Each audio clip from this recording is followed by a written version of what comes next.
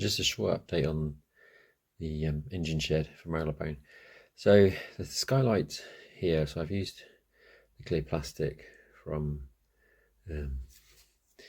the packaging that you get with the Pico points, and I basically scored it with a permanent pen and then sprayed the other side with some white, very diluted, just general X2 white Tamiya. With the lower one to the blue glazed, did the same, but I actually sprayed. I've scored it on the back side and sprayed the front so that the black is a bit more diluted. I think if I did it again I would do the same. Anyway, the next part is that there's all along here and around the front, when you look at the prototypical picture, it's the old corrugated sort of asbestos cladding that was on the building. So I got the little tool that allows you to score foil to make little cladding sheets. Last time I sort of painted them all at first and then tried sticking them on, and it wasn't very regular. I find it easier to actually make the sheets, stick them on, and then sort of do the decorating, spraying them in position. So I'll do that.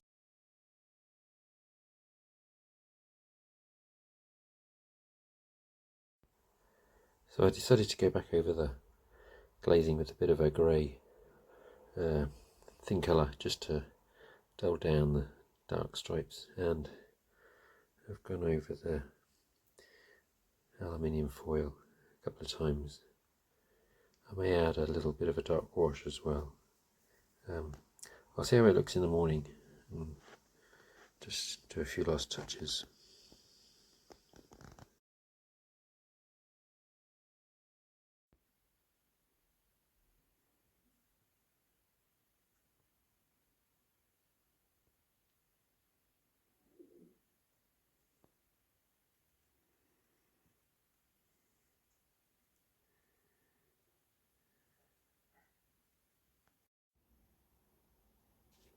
This is the Marylebone engine shed back in the loft, so in front of the Budleyer estate and the start of the milk dock.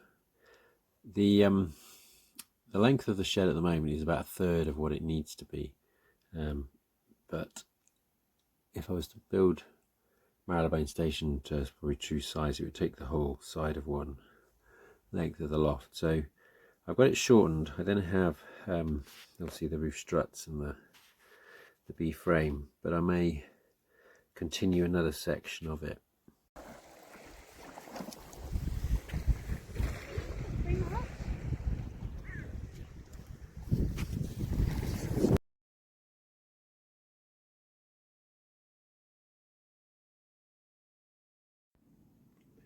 Okay, so it's the last day of the July, so I've got a whole day off work, and August is going to be quite busy with a big DIY project, so I just thought I'd spend the whole day working on the layout. So here's what you can get up to in a day.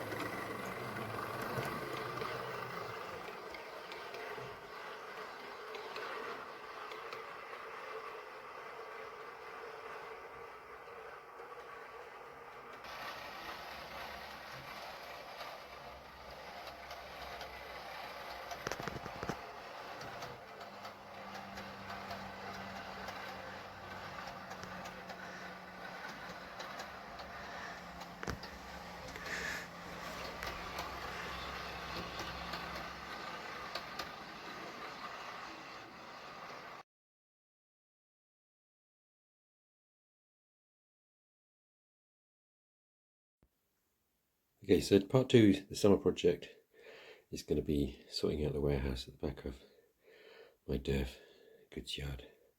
So I've cleared away all the containers, and then this big wall at the back that is effectively the warehouse building. So let's make some progress.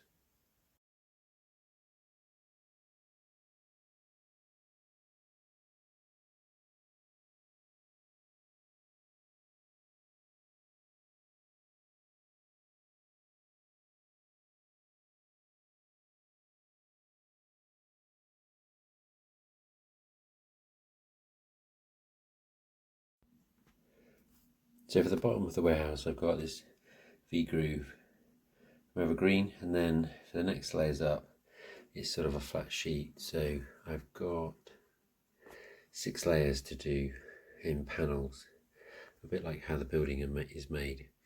So with the bottom layer, I stuck it on and painted it in situ, which was it wasn't easy to do given such a large area. So I'm going to try pre-painting the panels first because they're smaller, so we get a more uniform coat, and then attach them, see if that'll work.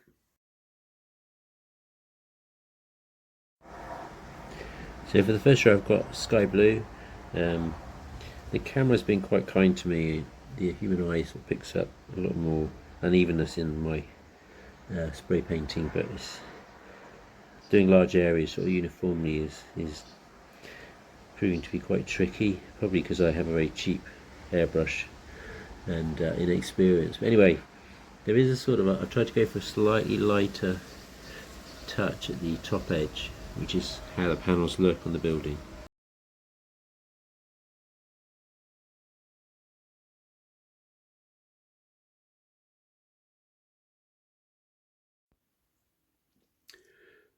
So it's about the second week of August, I think.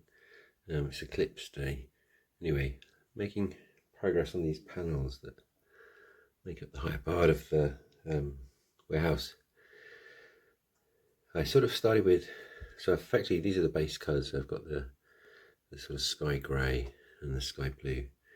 The sky blue is quite transparent, and so I've ended up going over it with another layer of the sky blue and a tiny amount of the grey, which is just knocked off the transparent edge, but it's still quite blue. So this is a 50-50 mix of the two paints, and then it's sort of a dilution slowly going towards the grey, but it feels like it jumps too quickly here. So I've gone back over, this one seems better transition. So this one's got a top coat of the blue on it, just to try and get that this gradation. And again, I think at the top I've got to go through a lighter level of the grey from the base, so it sort of goes in 3 chunks.